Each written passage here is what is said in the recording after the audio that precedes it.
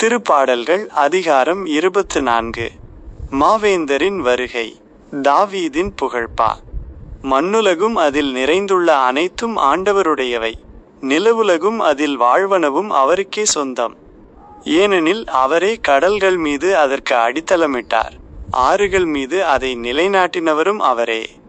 ஆண்டவரது மலையில் ஏற தகுதியுள்ளவர் யார்?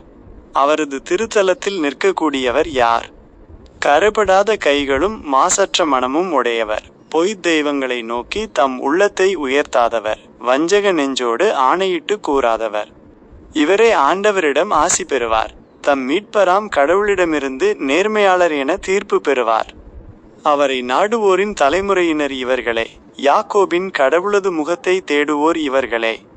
வாயில்களே, உங்கள் நிலைகளை உயர்த்துங்கள், தொன்மைமிகு கதவுகளே உயர்ந்து நில்லுங்கள், மாட்சிமிகு மன்னர் உள்ளே நுழையட்டும்.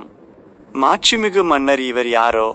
வலிமையும் ஆற்றலும் கொண்ட ஆண்டவர் இவர், இவரே போரில் வல்லவரான ஆண்டவர். வாயில்களே, உங்கள் நிலைகளை உயர்த்துங்கள், தொன்மைமிகு கதவுகளே உயர்ந்து நில்லுங்கள், மாட்சிமிகு மன்னர் உள்ளே நுழையட்டும். மாட்சிமிகு மன்னர் இவர் யாரோ?